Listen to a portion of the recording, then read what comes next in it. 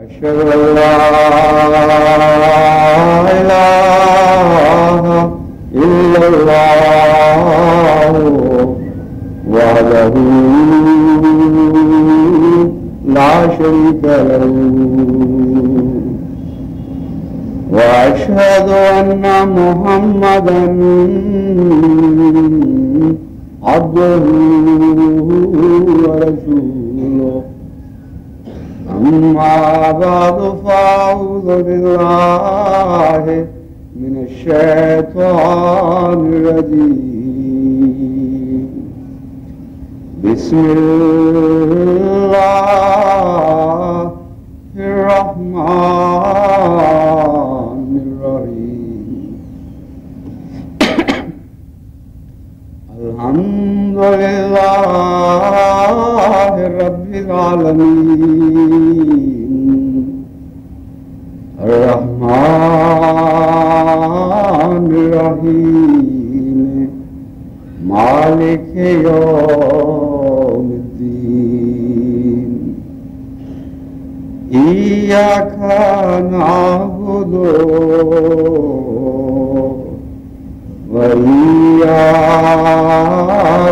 نستعين اهدنا الصراط المستقيم صراط الذين أنعمت عليهم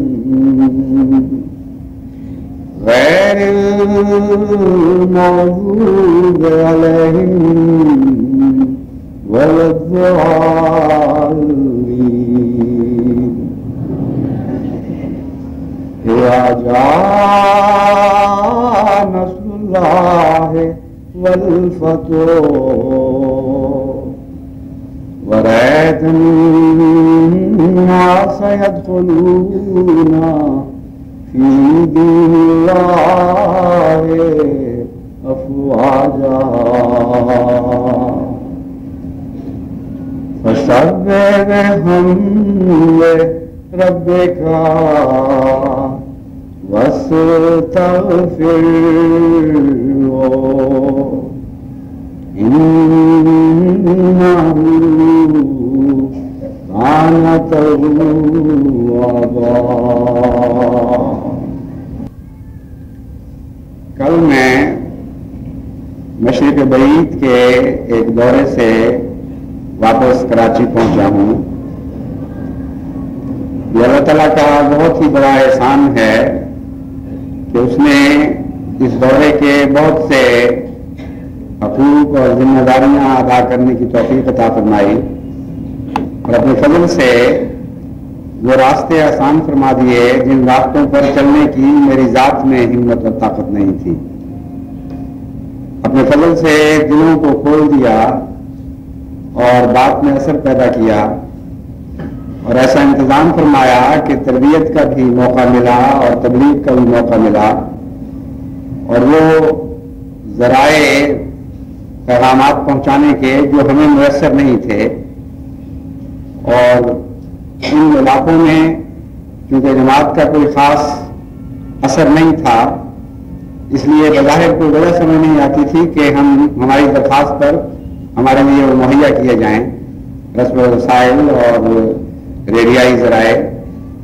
اللہ تعالیٰ نے فضل فرمایا اور ان کے دلوں کو نرم کر دیا جماعت کے لیے، اور انہوں نے بہت ہی تعاون کیا۔ جس ملک میں بھی ہم گئے انہوں نے بڑا تعاون کیا اور جماعت احمدیہ کا پیغام لکھوکھا انسانوں تک پہنچایا۔ یہ تفصیلی باتیں ہیں، بہت مصروف وقت گزرا اللہ تعالیٰ کے فضل و احسان کے ساتھ، اور یوں محسوس ہوتا ہے کہ 7 مہینے میں کئی سال کے کام ہوئے اور کئی سال کے بعد انسان واپس لوٹ رہا ہے۔ اصل بات تو یہی ہے کہ وقت گھڑی سے نہیں بلکہ واقعات سے جانچا جاتا ہے۔ ایک سست انسان جس کی زندگی خالی ہو وہ 100 سال بھی جیے تو عملاً ایک مصروف آدمی کی چند دن کی زندگی کے برابر زندہ رہتا ہے۔ اور اللہ تعالیٰ اگر توفیق عطا فرمائے اور واقعات تیزی سے انسانی زندگی میں گزرنے لگیں تو بہت تھوڑے وقت میں یوں محسوس ہونے لگتا ہے کہ کئی سال گزر چکے ہیں. آج صبح ہی کراچی میں ایک دوست کو میں سمجھانے کی کوشش کر رہا تھا.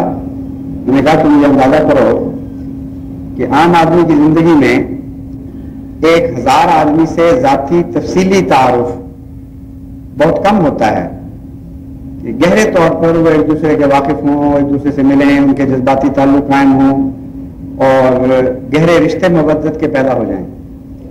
بہت کم آدمی ہوتے ہیں جن کی زندگی میں 1000 ایسے آدمی آ جائیں.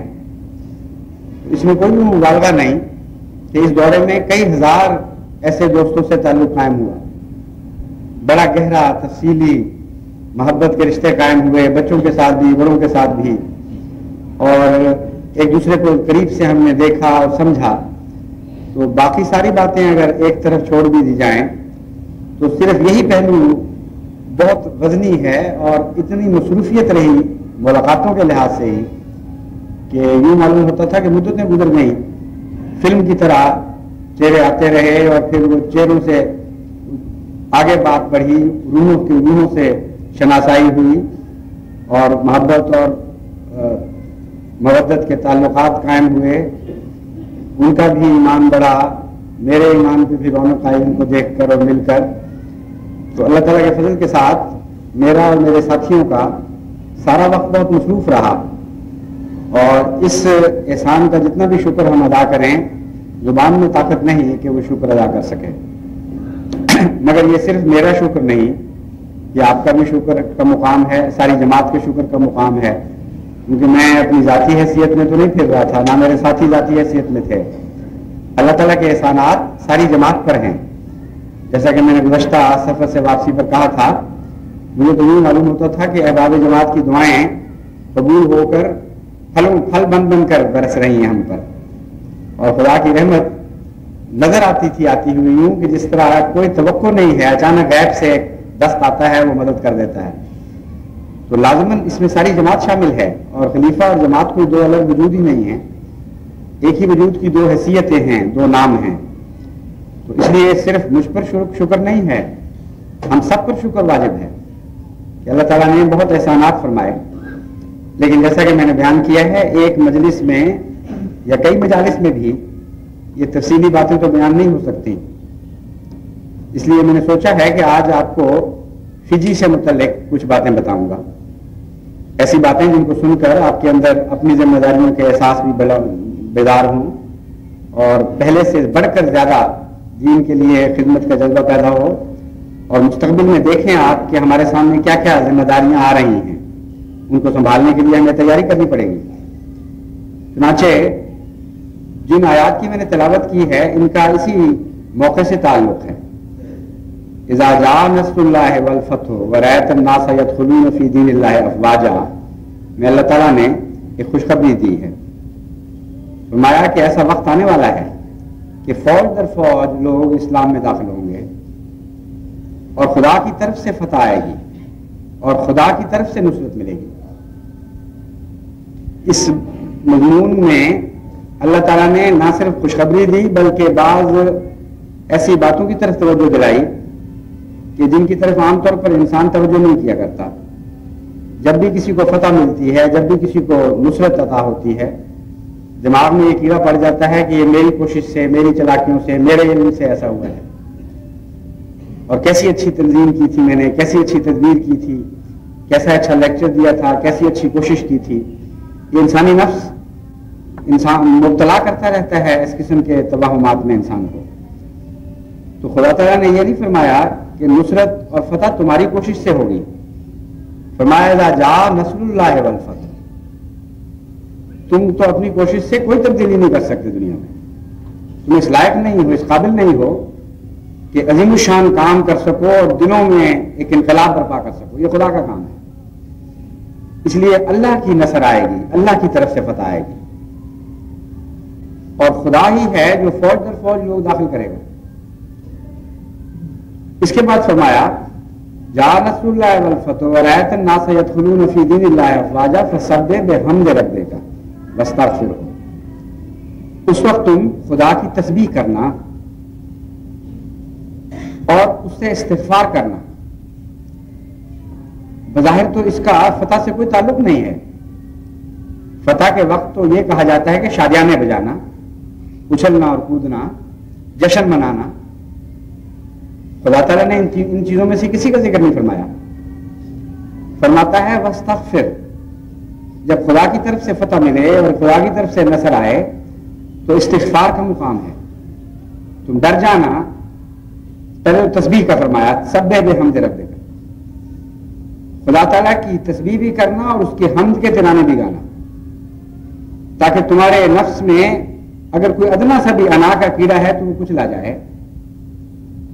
تمہاری توجہ اس طرف ہے کہ جس نے عطا کی ہے اسی کی میں حمد کے گیت گاؤں، جس نے یہ فتح ہمیں نصیب فرمائی ہے اسی کی تسبیح کروں. اور تسبیح اور حمد کیوں ضروری ہے؟ اس لیے ضروری ہے کہ اس کے بغیر اس فتح کا فائدہ کوئی نہیں ہو سکتا جو فتح دین کی فتح ہوا کرتی ہے. اگر آپ تسبیح اور حمد کے بغیر کوئی فتح حاصل کریں گے دین میں تو ضائع چلی جائے گی، اور بجائے فائدے کے بسا اوقات نقصان بھی پہنچ سکتا ہے. ایک دین کا غلبہ تو مقدر ہوتا ہے، لیکن بعض دفعہ ایسے وقتوں میں آ جاتا ہے وہ مقدر کہ جب دین بگڑ چکا ہو. خدا نے تو وعدہ پورا کر دیا، اس دین کو فتح عطا کر دی، لیکن لوگ بگڑ چکے ہوتے ہیں، جس کے نتیجے میں عمل میں وہ فتح بیکار ہو جاتی ہے. چنانچہ کئی قومیں ہمارے سامنے ایسی ہیں جن کی تاریخ سے پتہ چلتا ہے کہ فتح خدا نے تو عطا فرما دی، لیکن بدبختی سے، بدقسمتی سے وہ لوگ بگڑ چکے تھے اور فتح سے استفادہ نہیں کر سکے. تو اللہ تعالیٰ فرماتا ہے کہ سبح بحمد ربک، اپنے رب کی تسبیح کے ترانے گانا اور حمد کرنا اس کی. یعنی دو طرح کی قوتیں اپنے رب سے حاصل کرنا.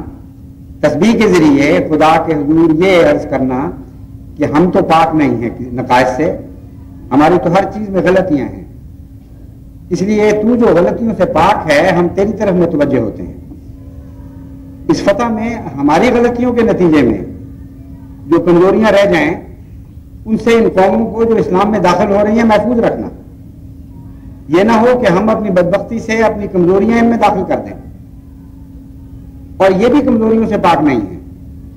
یہ نہ ہو کہ یہ جب ہمارے اندر آئیں تو اپنے بد خیالات اور بد رسوم اور کمزوریاں لے کے داخل ہو جائیں.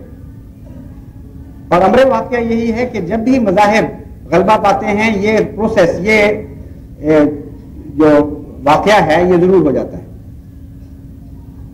ایک طرف سے آنے والے کمزوریاں دیکھ کر باز ٹھوکر کھاتے ہیں اور واپس سے جا رہے ہوتے ہیں، داخل ہونے کے باوجود پھر مرتد ہو رہے ہوتے ہیں. ان کو نظر آتا ہے قریب سے دیکھ کر کہ ان میں تو بہت سی بیماریاں ہیں، یہ تو اتنے اچھے نہیں جتنے سمجھ کر ہم داخل ہوئے تھے. دوسری طرف بعض لوگ جو واپس نہیں جاتے، بلکہ اکثر ہیں جو واپس نہیں جاتے، مگر وہ ان کمزوریوں کا شکار ہو جاتے ہیں اور کہتے ہیں کوئی فرق نہیں پڑتا، جس طرح پہلے تھے اس طرح اب بھی ہیں، اور پہلے اگر کمزور تھے تو یہ لوگ بھی تو کمزور ہیں، ان کمزوریوں میں، ان بدیوں میں مبتلا ہونے میں حرج کوئی نہیں. بڑی بدقسمت ہوتی ہے وہ قوم جس کو خدا فتح نصیب کرے اور وہ اس خدا کی عطا کرتا فتح کے مزاج کو بگاڑ دے. دوسری طرف یہ لوگ برائیاں لے کے آتے ہیں. چنانچہ اسلام کی تاریخ میں دیکھیں اکثر بدعات، اکثر نقائص ملکی حالات سے تعلق رکھتے ہیں. ہندوستان کی اور قسم کی بدعات ہیں، ہندوستان کی اور قسم کی رسوم ہیں جنہوں نے اسلام میں رواج پایا. ایران کی فتح کے وقت اور قسم کی بدیاں داخل ہوئیں. عیسائی آئے تو کچھ اور قسم کی بدیاں لے کے آئے، یہودی داخل ہوئے تو وہ اپنے مزاج کی بدیاں لے کے آئے، مشرک کچھ اور بدیاں لے کر آ گئے. تو آنے والے بھی اپنی ساری بدیاں چھوڑ کر نہیں آیا کرتے، وہ کچھ بدیاں ساتھ لے کر آتے ہیں اور ان کے لیے اصلاح کرنی پڑتی ہے.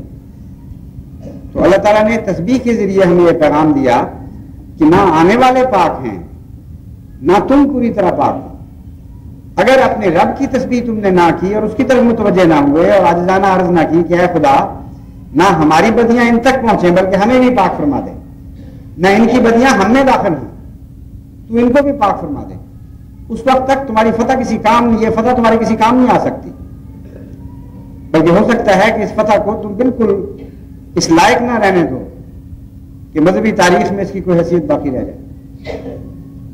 چنانچہ اس سے اگلے قدم میں، یہ لمبا مضمون ہے، میں اس سے اگلے قدم میں داخل ہوتا ہوں. اب حمد کا پیغام دیا. خدا کی حمد کے گیت گانے کا صرف یہ مطلب نہیں ہے کہ اللہ تعالیٰ گویا ہماری حمد کا پیاسا بیٹھا ہوا ہے کہ پہلے تسبیح کر دیں پھر حمد کر دیں اور مجھے اس فتح کی جزا مل جائے جو میں نے ان کو عطا کی ہے. نہایت لگا خیال ہے اگر کسی کے دماغ میں یہ خیال ہے. وہ تو مستغنی ہے, وہ تو ساری کائنات کا مالک ہے. انسان پیدا ہو یا نہ ہو, یہ زمین اور یہ زمانہ ہو یا نہ ہو, ساری کائنات پر حاوی ہے, سب زمانوں پر حاوی ہے. یہ جو پیغامات دیتا ہے یہ ہمارے فائدے کے لیے دیتا ہے. فرماتا ہے یہ دعا پھر کرنا جب خدا کی حمد میں داخل ہوگے تو تمہارے دل میں بے قرار تمنا خود بخود اٹھنے لگے گی. اللہ کی خوبیوں پر غور کرو گے, اس کی صفات پر غور کرو گے تو پھر یہ تمہارے دل سے دعا نکلنی چاہیے کہ اے خدا جہاں بدیوں کا بائیکاٹ ہو جائے, نہ وہ ہم سے لیں نہ ہم ان سے لیں, وہاں ہم دونوں طرف دینے لگے. وہ اپنی خوبیاں لے کر ہمارے اندر داخل ہوں اور ہم اپنی خوبیاں ان کے اندر داخل کر رہے ہیں اور ایک عظیم الشان قوم وجود میں آ رہی ہے. یہ ہے اسلامی فتح کا تصور جس کو احمدیوں کو پیش نظر رکھنا چاہیے, کیونکہ مجھے ایسے آثار نظر آ رہے ہیں کہ انشاءاللہ بہت جلد فوج در فوج لوگ احمدیت میں داخل ہونے والے ہیں اور مشرق بعید میں خدا تعالیٰ نے نئی فتح کے دروازے کھول دیے ہیں. ایسے دلوں میں انقلاب برپا ہو رہے ہیں کہ وہ سننے کے لیے تیار بیٹھے ہیں اور شکوے کرتے ہیں جب سنتے ہیں کہ پہلے تم لوگ کہاں تھے, کیوں نہیں آئے ہمارے پاس. اس لیے میں نے سوچا کہ اس فتح نے تو آنا ہی آنا ہے, خدا کی تقدیر ہے جو لکھی گئی, کوئی نہیں جو اس تقدیر کو بدل سکے گا. آپ تیاری کریں, آپ ان لوگوں کو وصول کرنے کی محبت اور پیار کے ساتھ اپنے دل صاف کریں, اپنے اخلاق اور اطوار کو درست کریں, اپنے خیالات کی حفاظت کریں, اپنے اعتقادات کی حفاظت کریں. بہت بڑی ذمہ داریاں آپ پر پڑنے والی ہیں, آپ ان کے میزبان ہونے والے ہیں. اور اپنے دفاع کو مضبوط کریں بدیوں کے خلاف, تاکہ جب ان سے وسیع طور پر آپ کا تعلق قائم ہو نئی قوموں کے ساتھ تو ان کی بدیوں کو رد کرنے والے ہوں اور اپنی بدیوں کو پہلے دور کر دینے والے ہوں. یا ایسا کم سے کم انتظام کریں استغفار کرتے ہوئے کہ وہ بدیاں ان میں داخل نہ ہوں. پھر ہم کے ترانے گائیں, اپنے اندر خوبیاں پیدا کریں, کیونکہ اسلام نے تو دنیا میں ایک جنت پیدا کرنی ہے. اکثر مجھ سے لوگ یہ پوچھتے ہیں کہ کیا وہ یوٹوپیا جو لوگوں کے تصور میں ایک خواب ہے, ایک کہانی ہے کہ دنیا میں ایک عظیم الشان گولڈن ایج سنہری زمانہ آ جائے گا جس میں ہر طرف امن ہوگا اور انسان اس جنت کو پالے گا جس کی خاطر غالباً وہ سمجھتے ہیں کہ انسان کو پیدا کیا گیا. تو وہ جنت تو قریب آ رہی ہے, وہ اسلام کی فتح کی جنت ہے, مگر اس کے لیے تیاری ہر احمدی کو کرنی پڑے گی. حمد کے مضمون میں بھی پھر داخل ہونا پڑے گا ہر احمدی کو, اس ارادے کے ساتھ کہ خدا کی خاطر جو مجھ پر ذمہ داریاں عائد ہوتی ہیں مجھے اپنے درستی کرنی ہے, اپنے اخلاق کو سنوارنا ہے, اپنی عادات کو سنوارنا ہے, اپنے مزاج کو سنوارنا ہے. اور یہ روزمرہ کی زندگی کے ساتھ تعلق رکھنے والے واقعات ہیں. یہ کوئی فرضی حمد نہیں ہے کہ آپ نماز میں چند منٹ کے لیے تصوراتی حمد کر لیں اور پھر باہر آ کر بھول جائیں کہ آپ نے کیا کہا تھا. حمد کا مضمون اور برائیوں کو دور کرنے کا مضمون, یعنی تسبیح کا مضمون تو روزمرہ کی زندگی میں داخل ہو جاتا ہے, خوابوں میں بھی رہتا ہے, ساتھ اٹھنے کے وقت بھی ساتھ رہتا ہے. جس وقت آپ کھانا کھا رہے ہوتے ہیں اس وقت بھی ساتھ ہوتا ہے, جس وقت آپ وضو کر رہے ہوتے ہیں اس وقت بھی ساتھ ہوتا ہے, جس وقت معاملات کر رہے ہوتے ہیں اس وقت بھی ساتھ ہوتا ہے, بیوی بچوں کے تعلقات میں بھی, غیروں کے ساتھ تعلقات میں بھی. ہر روز ایسے بے حد بے انتہا مواقع انسان کی زندگی میں آتے ہیں جہاں وہ اپنی بعض برائیاں دور بھی کر سکتا ہے اگر بیدار مغزی کے ساتھ اپنا مطالعہ کر رہا ہو اور بعض خوبیاں اپنے اندر پیدا کر رہا ہوتا ہے. اگر بول چال میں بد اخلاقی ہے, تیزی ہے, مزاج میں درشتی ہے تو انسان اس وقت اگر سوچے کہ میں نے خدا کی خاطر تیاری کرنی ہے اور فیصلے کرنا شروع کر دے کہ آج میں نے یہ برائی چھوڑ دی, اب میں نے وہ برائی چھوڑ دی, اب میں نے وہ برائی چھوڑ دی, اور جب وہ خوبیوں خدا کی حمد کے گیت گائے تو تفسیر سے اس کے صفات کے مضمون میں داخل ہو اور پھر اخذ کرنا شروع کرے صفات کو. اس سے بہتر طریق اپنے اخلاق کو درست کرنے کا اور کوئی نہیں. جب آپ کہتے ہیں الحمدللہ رب العالمین تو یہ حمد کا ہی مضمون ہے نا. اللہ رب العالمین ہے, تمام جہانوں کی پرورش کرنے والا ہے. ہم کتنے لوگوں کی پرورش کر رہے ہیں, کتنے لوگوں کی تربیت کر رہے ہیں. رب کا مطلب ہوتا ہے کہ جو اس کا فیض پائے, جو اس سے تعلق جوڑے, وہ پہلے سے بہتر ہونا شروع ہو جاتا ہے. اگر کسی انسان میں یہ مادہ پیدا ہو جائے کہ جو اس سے تعلق جوڑے وہ بہتر ہونا شروع ہو جائے، وہ ہے جو ربوبیت کا مظہر ہے. سب سے زیادہ یہ صفت حضرت محمد مصطفیٰ صلی اللہ علیہ وآلہ وسلم میں پیدا ہوئی تھی، جس کو لوگ پارس پتھر کہتے ہیں کہ جو اس سے لمس کرتا ہے وہ سونا ہو جاتا ہے. پارس پتھر کی کیا حیثیت ہے محمد مصطفیٰ صلی اللہ علیہ وسلم کی جوتیوں کے مقابلے پر؟ جس جگہ سے گزرتے تھے اس جگہ کو تبدیل کرتے چلے جاتے تھے. حیرت انگیز انقلاب برپا کیے، ایک نہایت ہی ادنا اور ذلیل سوسائٹی کو پکڑا ہے آپ نے اور اتنے بلند مقامات پر پہنچا دیا ہے کہ اوپر دیکھتے ہوئے انسان کی پگڑی گرتی ہے. اس کو کہتے ہیں ربوبیت. اور ربوبیت کا مضمون بہت وسیع ہے، بہت پھیلا ہوا ہے. اس کے اندر خدا کی کئی صفات آ جاتی ہیں جو ربوبیت کے تابع جلوہ دکھاتی ہیں. قرآن کریم میں اس کا ذکر ہے، جہاں جہاں رب کا ذکر ہے وہاں کبھی کسی صفت کے ضمن میں ذکر ہے، کہیں کسی صفت کے ضمن میں ذکر ہے. ربوبیت کے دروازے سے جب ہم میں داخل ہوں گے تو بہت سی ایسی نئی نئی گلیاں کھلیں گی آپ کے لیے، نئے نئے راستے کھلیں گے کہ جن میں سفر کرتے ہوئے آپ پہلے سے زیادہ حسن اختیار کرتے چلے جائیں گے. تو یہ ہے حمد کا مضمون جو روزمرہ کی زندگی میں آپ کی داخل ہو جائے گا. دوسرا ہے رحمان، الرحمن الرحیم. رحمان کے اندر تو یہ جلوہ ہے کہ کوئی انسان مانگے یا نہ مانگے وہ فیض آپ اس کو پہنچا دیں. وہ ناشکرا بھی ہو تب بھی آپ اس کو فیض پہنچائیں، وہ آپ کو گالیاں دینے والا بھی ہو تب بھی آپ اس کو فیض پہنچائیں. چنانچہ رحمانیت وہ عمومی فیض ہے جس میں سارے بنی نوع انسان شامل ہیں. اس کے بعض پہلوؤں کے متعلق میں پہلے بیان کر چکا ہوں، آج میں صرف اتنے حصے کے متعلق کہتا ہوں کہ رحمانیت کے بعض پہلو ایسے ہیں جن میں کافر، مشرک، ہر شخص برابر کا شریک ہوتا چلا جا رہا ہے. اور جو مرضی خدا کو گالیاں دے، جو مرضی اس کے متعلق گندی زبان استعمال کرے، اس کے ماننے والوں کو دکھ دے، اس پہلو میں رحمانیت اس پر فضل کرنے سے باز نہیں آتی، نہیں رکتی. تبلیغ کا رحمانیت سے تعلق ہے کیونکہ تبلیغ میں بین ہی خدا کے بندے آپ سے وہ سلوک کرتے ہیں جو بعض ظالم بندے اپنے رب سے بھی کر رہے ہوتے ہیں، رحمان خدا سے کر رہے ہوتے ہیں. اس لیے آن حضرت صلی اللہ علیہ وآلہ وسلم سب سے زیادہ رحمان تھے انسانوں کے لیے، کیونکہ اتنے دکھ برداشت کر کے پھر بنی نوع انسان کو فائدہ پہنچانا اور پہنچاتے چلے جانا، یہ ہے رحمانیت کی صفت جو سب سے زیادہ حضرت محمد مصطفیٰ صلی اللہ علیہ وآلہ وسلم میں جلوہ گر دی. پھر رحیمیت ہے، اس کا ایک تقاضا یہ ہے کہ جب آپ رحمانیت کے ساتھ کسی پر فضل کریں، اپنا رحم کریں، اس کے فائدے کی بات سوچیں تو ایک دفعہ کر کے بھول نہ جایا کریں، بار بار کریں. بار بار فضل لے کر، رحم لے کر خدا آتا ہے آپ کے لیے، اس طرح آپ بھی بار بار رحم لے کر اپنے بنی نوع انسان کے لیے جلوہ گر ہوں. ان کو سوچتے رہیں کہ کس طرح بار بار میں ان پر خدا تعالیٰ کے فضل وارث نازل کرنے کا موجب بن سکتا ہوں. آپ کا اپنا فضل تو کوئی نہیں، یہ تو اگر غلطی سے میں نے کہہ دیا ہے تو اس کے کوئی معنی نہیں. میری مراد صرف اتنی تھی کہ آپ ان معنوں میں رحیم بنیں کہ کوشش یہ کریں کہ آپ کے ذریعے اللہ تعالیٰ ان بندوں پر بار بار فضل فرمائے.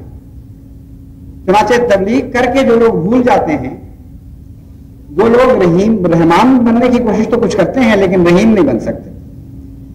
اور پھلوں کا تعلق رحیمیت سے ہے. دنیا میں جتنا پھلوں کا نظام ہے اس کا تعلق رحیمیت سے ہے. رحمانیت وہ مواد عطا کرتی ہے جس کے نتیجے میں جب وہ عمل میں آتی ہیں چیزیں ایک دوسرے کے ساتھ تو پھل لگ سکتے ہیں. اور رحیمیت ہے جو پھل عطا کرتی ہے، ہر محنت کا اچھا بدلہ، ہر کوشش کے نتیجے میں اس سے کئی گنا زیادہ عطا کرنا. یہی نام ہے نا رحیمیت، یہی چیز ہے نا رحیمیت. چنانچہ آپ دیکھ لیں جتنے بھی پھل کا مضمون ہے جہاں جہاں بھی موجود ہے وہاں آپ کو رحیمیت کا کرشمہ نظر آئے گا. اگر ایک محنت کا 10 یا 100 گنا یا کئی 100 گنا یا 700 گنا مثلا بدلہ خدا نہ دے رہا ہوتا دنیا میں تو یہ ساری زندگی فنا ہو چکی ہوتی کئی مدتوں پہلے. ایوولوشن یا ارتقاء جس رنگ میں بھی ہوا وجود میں ہی نہ آتا. یہ کرشمہ ہے رحیمیت کا کہ وہ محنت کا بدلہ دے رہی ہے اور جتنی محنت کی جاتی ہے اس سے کئی گنا بدلہ دیتی. ذمہ دار محنت کر کے ایک بیج کا دانہ ڈالتا ہے اور وہ بعض صورتوں میں قرآن کریم فرماتا ہے کئی 100 گنا بھی بڑھ سکتا ہے بلکہ اس سے بھی زیادہ ہو جاتا ہے. تو یہ نظام ہے پھل کا جس کا رحیمیت سے تعلق ہے. بار بار موسم لے کر آنا، بار بار وہ حالات پیدا کرنا کہ جب خدا تعالیٰ کی رحیمیت کے کرشمے انسان دیکھے. تو تبلیغ میں بھی پھل تب لگے گا، بنی نوع انسان کو فائدہ پہنچانے کا تب موجب بنے گے اگر صبر کے ساتھ، ہمت کے ساتھ، مستقل مزاجی کے ساتھ، رحیمیت کے ساتھ تعلق جوڑ لیں گے۔ اور رحیمیت کے تابع بھی بہت سی صفات ہیں۔ قرآن کریم میں یہ ایک عجیب اسلوب ہے کہ خدا تعالیٰ کی بنیادی صفات جو قرآن سورہ فاتحہ میں بیان ہوئی ہیں، ان کو عدل بدل کر مختلف مواقع پر یہ پیش کرتا چلا جاتا ہے، اور ایک ایسی تصویر کھلتی چلی جاتی ہے اللہ تعالیٰ کی صفات کی انسان کے سامنے کہ رحیمیت کا جن جن صفات سے تعلق ہے ان کے تعلق میں بیان کرتا ہے، ان حالات میں بیان کرتا ہے جہاں رحیمیت کا فرما ہوتی ہے، اور پھر جن جن صفات کو جو صفات اس کے تابع ہیں وہ اگر آپ مطالعہ کریں گے رحیمیت کا قرآن کریم میں تو وہ صفات آپ کو روشن ہونی شروع ہو جائیں گی، یہاں تک کہ خدا تعالیٰ کی تمام صفات ان بنیادی 4 صفات کے اندر نظر آئیں گی جو سورہ فاتحہ میں بیان ہوئی، ایک بھی صفت ان سے باہر نظر نہیں آئے گی۔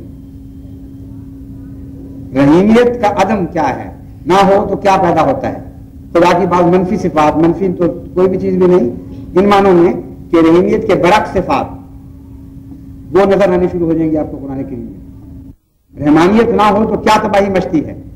جن قوموں نے رحمانیت سے تعلق جوڑا وہاں آپ کو بعض ایسی صفات خدا تعالیٰ کی نظر آئیں گی جو رحمانیت کے الٹ ہیں، اور جن قوموں نے رحمانیت سے تعلق جوڑا ان کے لیے وہ ظاہر ہوتی ہے۔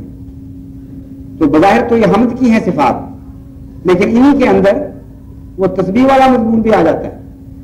مکمل نظام ہے یہ سورہ فاتحہ کا نظام، اس پر آپ غور کریں، اور جب ہم کے مضمون میں داخل ہوں تو تفصیل سے سوچا کریں کہ ہم نے کس خدا سے تعلق جوڑا ہے اور کیا ہم بندوں کے لیے ویسا بن رہے ہیں کہ نہیں۔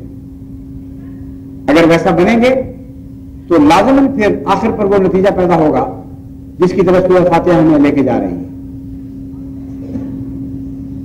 رب بن جائے انسان، یعنی اپنے رنگ میں ربوبیت کی صفات پیدا کر لے۔ رحمان بن جائے انسان، یعنی اپنے رنگ میں، اپنے محدود دائرے میں رحمانیت کی صفات پیدا کر لے۔ رحیم بن جائے انسان، اپنے دائرے میں اپنی توفیق اور استطاعت کے مطابق رحیمیت کی صفات پیدا کر لے، تو لازماً پھر مالک یوم الدین تک پہنچ جاتا ہے۔ چنانچہ حضرت مسیح موعود علیہ الصلوۃ والسلام نے اس مضمون کو کھولا اور فرمایا کہ سارے انبیاء میں سے مالکیت کا مذہب صرف حضرت محمد مصطفیٰ صلی اللہ علیہ وآلہ وسلم بنے، یعنی مالکیت اتم کا مذہب۔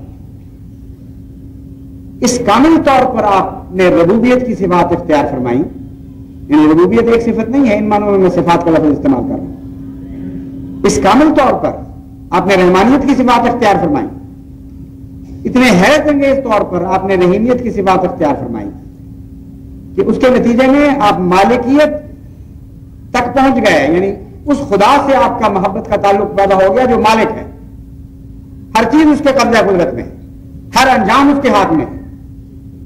تو آپ کو خدا تعالیٰ نے اپنی ملوکیت میں شامل کر لیا، آپ کو وہ بادشاہت عطا کی جو خدا کی بادشاہت تھی، آپ کی زبان خدا کی زبان ہو گئی، آپ کا ارادہ خدا کا ارادہ بن گیا، آپ کا غضب خدا کا غضب بن گیا، اور آپ کا رحم اللہ کا رحم بن گیا۔ یہ ہے مالکیت کی صفت جو حضرت مسیح موعود علیہ الصلوۃ والسلام نے سورہ فاتحہ کے مضمون میں ہمارے سامنے کھول کر بیان فرمائی۔ فرمایا کہ ہر کامیابی کا رستہ یہ ہے کہ ان 3 صفات کو اختیار کر کے اپنے مالک رب سے تعلق جوڑ لو، اور مالکیت پھر ان 3 صفات کو چمکا دیتی ہے، ان کے استعمال کو ایک نئی شان بخشتی ہے۔ ایک انسان اگر رحمان ہو اور مالک نہ ہو تو اس کی حد ایک معین ہے، اس سے آگے نہیں بڑھ سکتا۔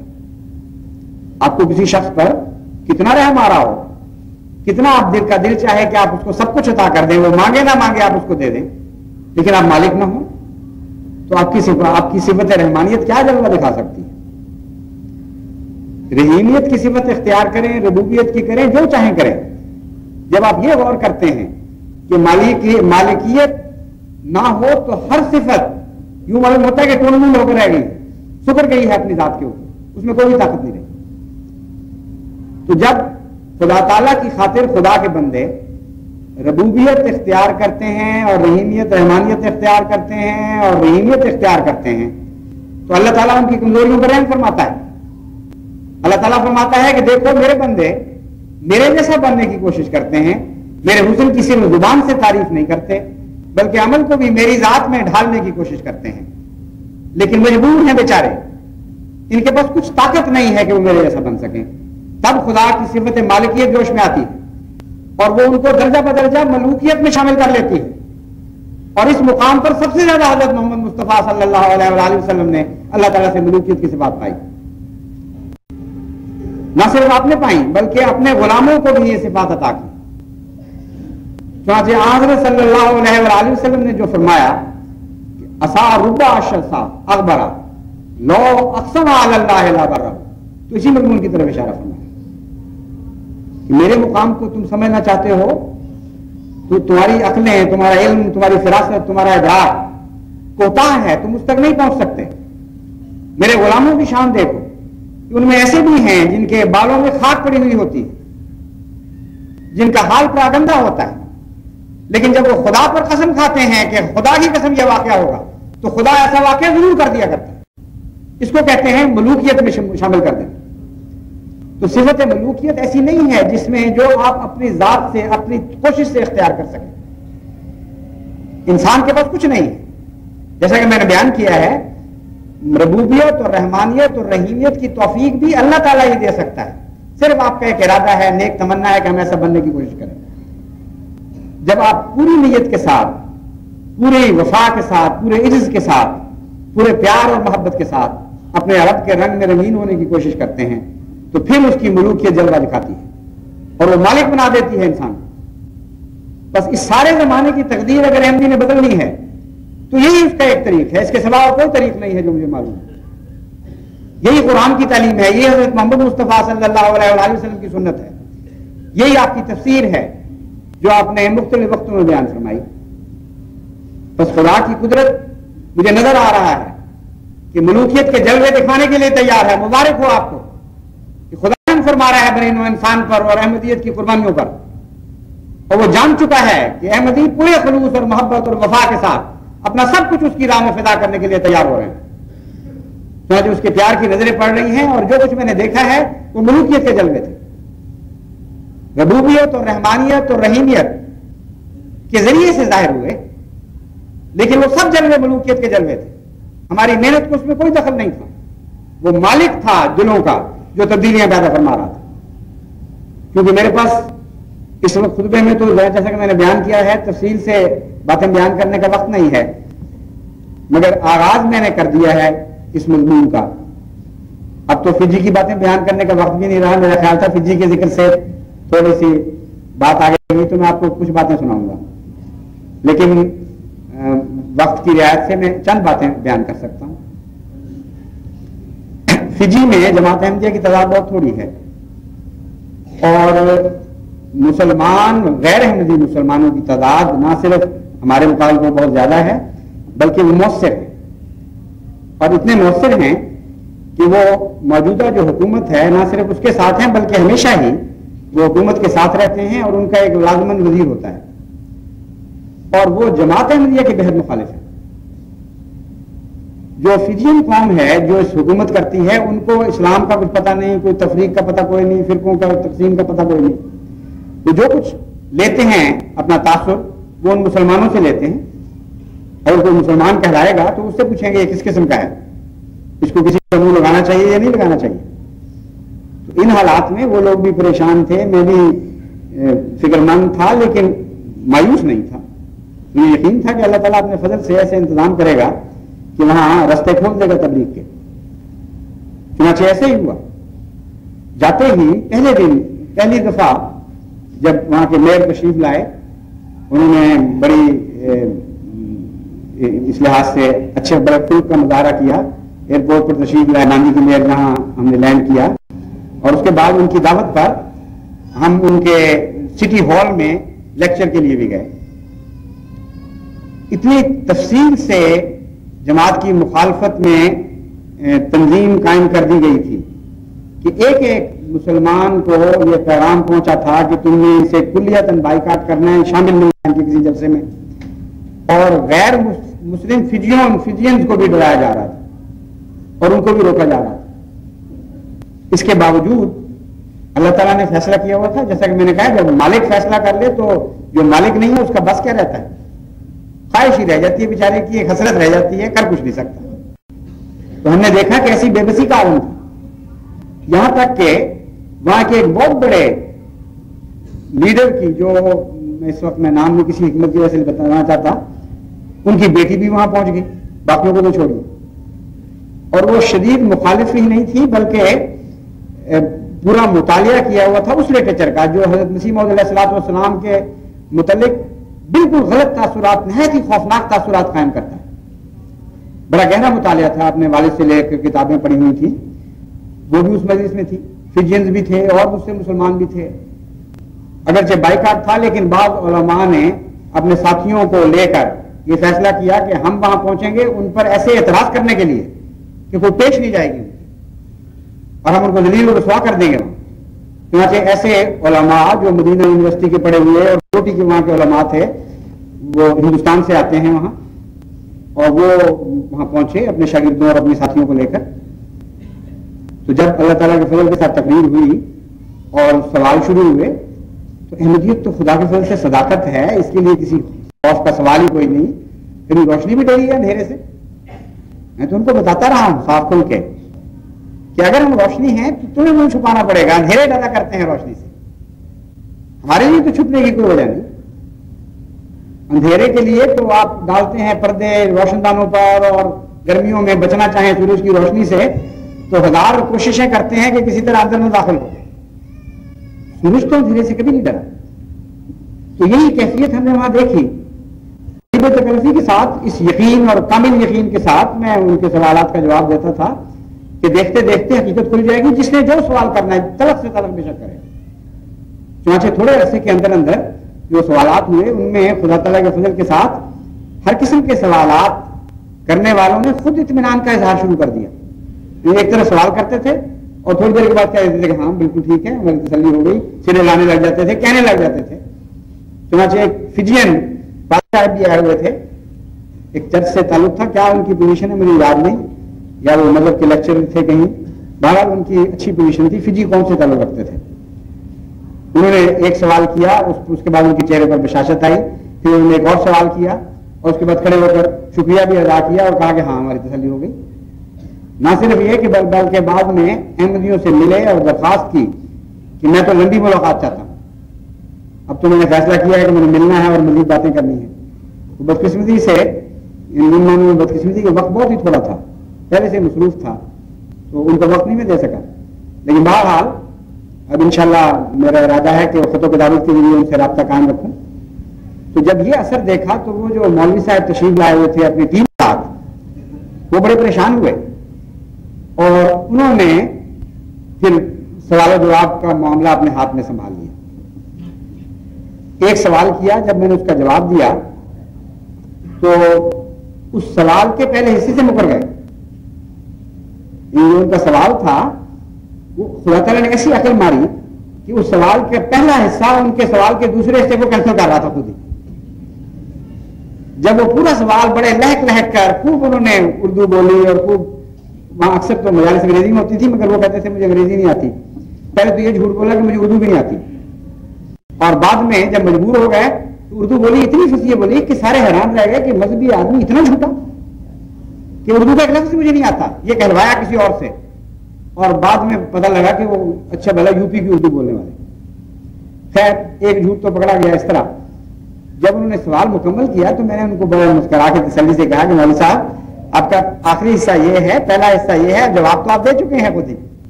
تو پہلے حصے سے مکر گئے. میں نے تو یہ کہا ہی نہیں. میں نے کہا بہت اچھا، اتفاق ایسا ہے، خوش قسمتی ہے کہ کیسٹ ریکارڈنگ ہو رہی ہے اور ویڈیو ریکارڈنگ ہو رہی ہے، اگر آپ فرمائیں تو سنا دیں. اسی وقت گھبرا کر پیچھا چھڑانے لگے کہ نہیں نہیں نہیں کوئی ضرورت نہیں، میں نے کہا ہوگا. لیکن اب میں ایک اور سوال، جب دوسرا سوال شروع کیا تو میں نے قرآن کریم سے حدیث سے جواب دینا شروع کیا. تو پریشان ہو گیا کہ نہیں آپ کون ہوتے ہیں قرآن کی تشریح کرنے والے. میں نے کہا مولوی صاحب عقل کی بات کریں، آپ نے مذہب کے بارے میں سوال کیا ہے، میں تو قرآن سے جواب دوں گا. کہ نہیں قرآن تو ہم مطلب ہمارا ہے، منوپلی ہے وہ ان کی. میں نے کہا آپ نے سوال کیا ہے، اب آپ کو سننا پڑے گا جواب، کیونکہ سائل کا یہ حق نہیں ہے پھر کہ دخل اندازیاں کریں. کم سے کم اسلامی شرافت تو سیکھیں. یہاں آئے ہیں تو اسلامی تہذیب لے کر آئے. کیا آپ اثر ڈالیں گے؟ یہاں ہندو بھی ہیں، فجینز بھی ہیں، سارے لوگ موجود ہیں، آپ یہ حرکتیں کر رہے ہیں، آپ کو تہذیب سے اب قائم ہونا پڑے گا۔ میں نے کہا باقی سب کو دیکھیں، سوال کرتے ہیں پھر جواب سننے کا حوصلہ بھی ہوتا ہے۔ خیر تھوڑی دیر جب جواب سنا تو ان کو یہ خطرہ پیدا ہوا جو بالکل بجا تھا کہ دوسرے مسلمان جو سن رہے ہیں جن کا میں ہیرو بن کے آیا تھا وہ تو تائید میں سارے لانے لگ گئے، تو میں کیا کروں؟ آدھے سوال سے کچھ ذرا زائد جواب ہوا تو گھبرا کر اٹھ کر مجلس چھوڑ کر بھاگ گئے اپنے ساتھیوں کو لے کر۔ لیکن اکثر بیٹھے رہے وہاں، ان کے ساتھ چند آدمی گنتی کے گئے ہیں، صرف 3 یا 4 تھے۔ وہ مخالف خاتون جن کا میں نے ذکر کیا وہ بھی بیٹھی رہی۔ چنانچہ انہوں نے پھر مجھ سے دوبارہ وقت لیا، انہوں نے کہا کہ میں تو کچھ اور سمجھا کرتی تھی، تو احمدیت بالکل اور چیز ہے، مجھے تھوڑا سا وقت دیں۔ چنانچہ بڑے وہ ایسے اعتراض جو آپ نے اکثر سنے ہوئے ہیں، محمدی بیگم کا اور قسم کے بہت سارے اعتراض، تو اللہ تعالیٰ اپنے فضل سے رستے کھولتا رہا ہے، اور جتنی مخالفت ہوئی ہے اتنا فائدہ پہنچا ہے، کیونکہ اس وقت جو غیر قوموں والے تھے وہ جج بن کر بیٹھ گئے تھے ہمارے۔ جب میں مقابلہ ہونا شروع ہوا تو وہ لوگ دیکھ رہے تھے کہ کون معقول آدمی باتیں کر رہا ہے، کون انصاف کی بات کر رہا ہے، کون ضد کر رہا ہے، لغو باتیں کر رہا ہے۔ تو احمدیت کا ایک بہت ہی پیارا تاثر پیدا ہونا شروع ہو گیا سب پر، اور جو غیر مبائن شامل ہوئے تھے وہ اس کے نتیجے میں بڑی تیزی کے ساتھ مائل ہوئے، انہوں نے تعلق قائم کیا اللہ تعالیٰ کے فضل کے ساتھ۔ اب یہ بات عام ہوگی تو یہاں کے غیر مبین بڑا گھبرائیں گے، پریشان ہوں گے کہ لاہور کے بعد شاید گنتی کے چند وہاں موجود ہیں وہ بھی ہاتھ سے نہ جاتے رہیں، لیکن اللہ نے فضل کیا تو ان کے ہاتھ سے جاتے رہیں گے، کیونکہ میں دیکھ کے ان کی آنکھوں میں ایسے آثار محبت اور تعلق کے اور سمجھ کے کہ نظر آ رہا تھا کہ وہ مائل ہو چکے ہیں۔ تو صرف ایک مجلس تھی، اس میں ہم نے خدا تعالیٰ کے بڑے فضل دیکھے، غیر معمولی تائید دیکھی، نصرت دیکھی، اور دلوں کو احمدیت کی طرف مائل ہوتے دیکھا۔ اور سب سے بڑھ کر یہ کہ وہاں اسی شہر میں جو مجالس ہوئی اپنے احمدیوں کے ساتھ بھی، اس کے نتیجے میں دیکھتے دیکھتے یوں لگتا تھا کہ وہ احمدیوں کی کائے پلٹ رہی ہے۔ اور قسم کے چہرے ہم نے جاتے ہوئے دیکھے تھے، جب ناندی سے روانہ ہو رہے ہیں تو کچھ اور قسم کے چہرے ظاہر ہو چکے تھے، ان میں عزم تھا، ان میں ارادے تھے، نہ صرف یہ بلکہ انہوں نے خود مل کر یہ کہا کہ ہو گیا جو ہونا تھا، جو حالت زمانے غفلت کی گزر گئی، ہم وعدہ کرتے ہیں کہ ہم ایک مبلغ کی طرح اپنی زندگی وقف کر رہے ہیں آج سے، اور ہر طرف تبلیغ کریں گے، ہر طرف یہ پیغام پہنچائیں گے۔ ہمارے دل میں ایک غیر معمولی جذبہ پیدا ہو چکا ہے۔ تو اتنی پاک تبدیلیاں اللہ تعالیٰ پیدا فرما رہا تھا کہ اس کے بعد بڑا ہی کوئی بے وقوف اور جاہل ہوگا جو یہ سمجھے کہ میری کوششوں کا دخل ہے۔ کسی انسانی کوشش کا دخل نہیں تھا، محض اللہ تعالیٰ کے احسانات تھے۔ اور پھر وہاں پریس پہنچ گیا، میں نے جیسا کہ بتایا ہے، پریس کے اوپر بڑا اثر، دوسروں کا اثر تھا، اور لوگ روکتے تھے کہ ان کی باتیں نہیں سننی، لیکن پریس پہنچا اور انہوں نے بہت اچھا کوریج دیا۔ صرف یہی نہیں بلکہ ریڈیو نے میرا انٹرویو لیا جس کو انہوں نے نشر کیا، اور بڑا اچھا، اردو میں بھی اور انگریزی میں بھی، اور کوئی پرواہ نہیں کی، لوگ کہتے ہیں۔ اور پھر اس پہ بھی تسلی نہیں، تو انہوں نے کہا کہ ہم آپ کی بیگم صاحبہ کا بھی انٹرویو لینا چاہتے ہیں۔ پھر وہ بیگم صاحبہ کا بھی انٹرویو لیا۔ تو کس نے کیا تھا یہ؟ میں نے تو نہیں کیا، نہ میرے اندر یہ طاقت تھی۔ فجین چند ہیں، کمزور احمدی ہیں بیچارے، کمزور مطلب ہے دنیا کے لحاظ سے، چند ہزار ہیں، اس سے زیادہ ان کی کوئی طاقت نہیں۔ اور اللہ تعالیٰ کے فضل سے جو خدا نے طاقت عطا فرمائی، اس کے ذریعے سارے فجی کو، وہی ریڈیو ان کا ہے جو سارے فجی میں سنا جاتا ہے، انگریزی میں بھی اور اردو میں بھی، اللہ تعالیٰ نے اسلام کا اور حقیقی اسلام احمدیت کا پیغام پہنچانے کی توفیق عطا فرمائی۔ اور بہت سے واقعات ہیں، بہت سے بڑے دلچسپ مواقع ہیں جن کا ذکر انشاءاللہ تعالیٰ آگے اجتماعات ہیں ان میں ہوگا، پھر جلسہ سالانہ ہے اس میں بھی ذکر چلے گا۔ یہ لمبی باتیں ہیں، میں نے جیسا کہ بیان کیا ہے، یوں معلوم ہوتا تھا کہ وقت کے اندر واقعات اس طرح بھر گئے ہیں جس طرح کھوے سے کھوا کہتے ہیں کھیتا ہے، یعنی سے کندھا ملا کر ایک جلوس جا رہا، اس طرح واقعات ایک دوسرے سے مل کر چل رہے تھے۔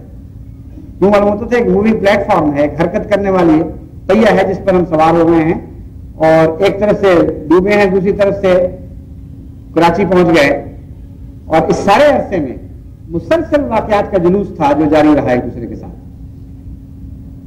تو ساتھی جو ہیں ہمارے، وہ بھی اور میں بھی اس حال میں واپس لوٹے ہیں کہ اللہ کی رحمت سے ہمارے سینے بھر چکے، ٹپک رہی ہے ہم ناکھوں سے، اور نہ ختم ہونے والا حمد کا ایک سمندر جاری ہو گیا ہے.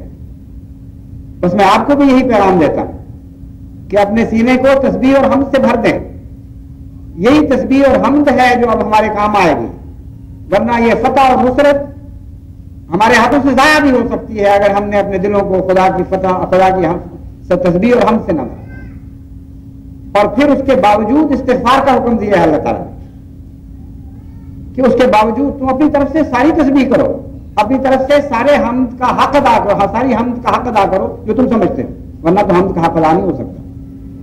اس کے باوجود تم سے غلطیاں رہ جائیں. اور بڑے عزت کے ساتھ استغفار کیا کرو، استغفار کیا کرنا. اور فتح اور نصرت کے بعد یہ کہنا کہ اے اللہ، سب کچھ کرنے کے باوجود ہمیں پتا ہے کہ اگر تو نہیں بخشے گا تو ہم بخشے جانے کے لائق نہیں ہیں. تیری بخشش کے سارے ہم زندہ ہیں، اس امید پر زندہ ہیں کہ جب بڑھ کر تیرے حضور حاضر ہوں گے تو رحم اور شفقت کی نظر کرے گا اور بخشش کی نظر ڈالے گا. ورنہ یہ فتوحات تو نے عطا کی تھی، ہم تو ان کا حق ادا نہیں کرنے کے لائق. اس جذبے کے ساتھ اپنے رب سے پیار اور محبت کا تعلق جوڑیں، پھر دیکھیں کہ انشاءاللہ تعالیٰ وہ فتح اور نصرت جس کے آثار میں دیکھ کر آیا ہوں وہ کس شان کے ساتھ آتی ہے. ایک نیا انقلاب دنیا میں برپا ہوگا، ایک نئی جنت انسان کو عطا ہوگی. لیکن وہ جنت وہی ہے جو پہلے آپ کے دلوں میں قائم ہونی ہے. وہی جنت پھیلے گی آپ کے دلوں سے، اچھل اچھل کر باہر نکلے گی. اور وہ تسبیح اور حمد کی جنت ہے، وہ استغفار کی جنت ہے. یہ جنت ہے جس نے دنیا کی کائے پلٹنی ہے. اللہ تعالیٰ نے اس کی توفیق عطا فرمائے.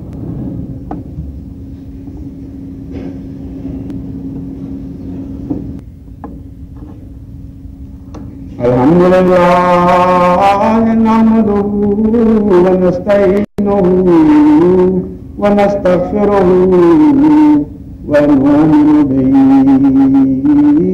ونتوکل علیہ ونعوذ باللہ من شرور انفسنا ومن سیئات اعمالنا